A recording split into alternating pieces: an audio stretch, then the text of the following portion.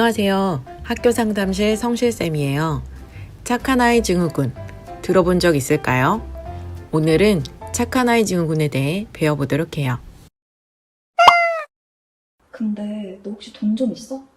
내가 돈이 필요한데 돈이 없었어. 얼마나 필요한데? 한 5만 원?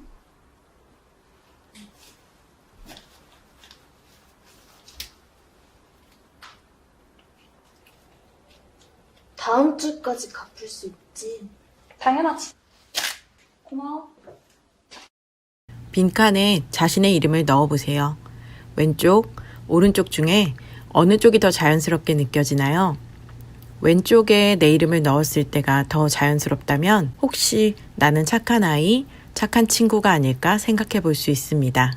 착한 아이 증후군이란 성장 과정 속에서 부모님의 가치의 조건화로 인해 자신의 고유한 모습, 진정한 모습대로 살지 못하고 착한 아이 역할로만 살려고 하는 증후군입니다. 자신의 고유하고 진정한 모습을 조금 어려운 말로 심리학에서는 실현 경향성이라고 말해요. 착한 아이 증후군을 가진 사람들은 타인의 마음을 들기 위해 자신의 감정과 욕구를 억제하면서 지나치게 노력하고 대인관계를 맺을 때 자신이 타인에게 착하게 행동하는지 타인이 자신을 좋은 사람이라 생각하는지 눈치를 보기 때문에 위축된 말과 행동을 합니다. 겉으로는 타인과 원만한 관계를 이루는 것 같지만 충분한 친밀 관계를 맺지 못하는 경우가 많고 솔직한 감정을 표현하면 야단을 맞는 등 자신의 있는 그대로를 받아주지 못한다고 생각되면 주변의 인정을 받기 위해 주변의 태도에 맞춰 자신의 욕구를 제한하고 착한 아이 연기하는 경향이 있습니다. 그럼 이런 착한 아이 증후군이 생기는 이유가 무엇일까요? 인간중심 상담의 대가 칼 로저스의 이론으로 설명해 보겠습니다. 안녕하세요. 저는 칼 로저스입니다. 우리는 모두 긍정적으로 존중받길 원합니다. 그런데 자라오면서 부모님이 말씀하시는 말들이 우리 생각과 마음속에 기억되게 되고 그것이 나의 생각이라고 생각하며 살게 되지요. 부모님이 나에게 하신 말씀이 정말 나의 생각과 욕구와 일치한다면 우리는 잠재력을 발견하고 실현할 수 있는 힘이 생기지만 일치하지 않을 때에는 나의 잠재력을 발견하기 힘들고 어려움을 느끼게 됩니다.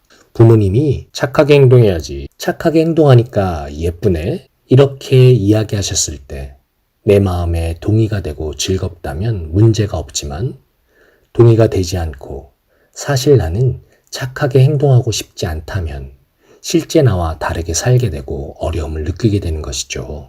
그림책 착한 아이 사탕이 이야기에 이 내용이 잘 나와 있어요. 사탕이는 언제나 말을 잘 듣는 착한 아이입니다. 사탕이의 부모님은 사탕이에게 우리 사탕이는 저렇게 떼쓰고 고집부리지 않지? 착한 아이니까. 동생이 몰라서 그런 거니까 우리 사탕이는 괜찮지? 아 착해 라는 말씀을 하셨어요. 부모님의 말씀대로 사탕이는 고집부리지도 않고 동생에게 화를 내지도 않았어요. 어쩌면 이렇게 착할 수 있을까요? 사탕이의 부모님이 사탕이에게 계속해서 착한 아이니까 아이 착해 라는 말을 하고 있어요. 사탕이에게 전하는 착하게 행동해야 해 라는 메시지가 바로 가치 조건을 아이에게 형성하는 과정입니다.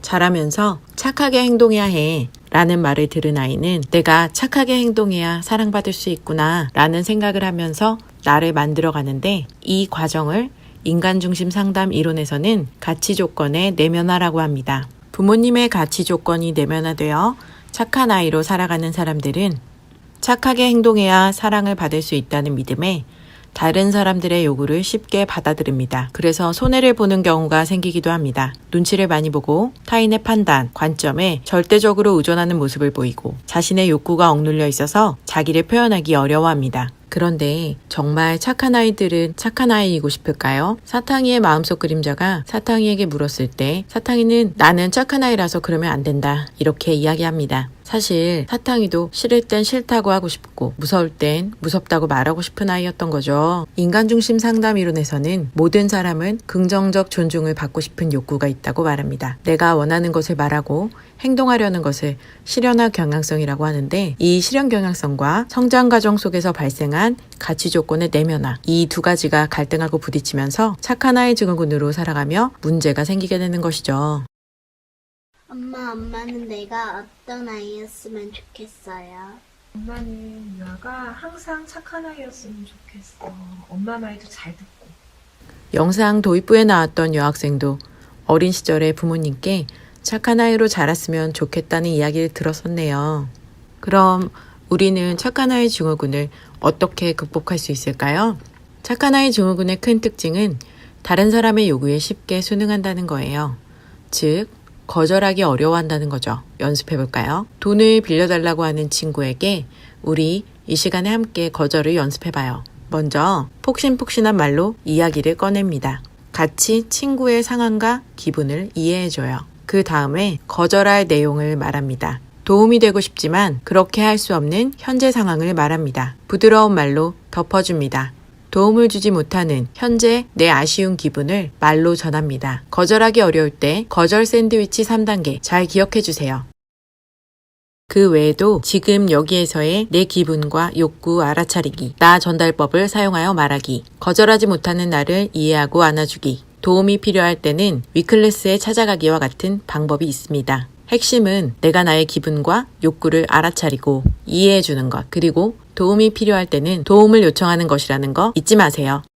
오늘 배운 내용을 정리하겠습니다. 성장 과정에서 착한 아이로, 착한 아이 역할로만 살려 하는 증후군을 우리는 착한 아이 증후군이라고 합니다. 인간중심 상담에서는 착한 아이 증후군이 생기는 이유를 가치의 조건화와 실현 경향성으로 설명하고 있는데, 가치의 조건화는 어린 시절 부모나 보호자로부터 긍정적 존중을 얻기 위해 노력한 결과로 어른의 가치가 아이에게 내면화되는 현상을 말합니다. 실현 경향성은 자신의 잠재력을 개발하여 보다 가치 있는 존재, 진정한 자신으로 성장하려는 경향성을 의미합니다. 오늘 영상을 통해 혹시 나는 착한 아이 증후군은 아닐지 생각해보고 그런 나를 이해하는 시간이 되었길 바랍니다. 영상이 도움이 되었다면 구독과 좋아요 눌러주세요.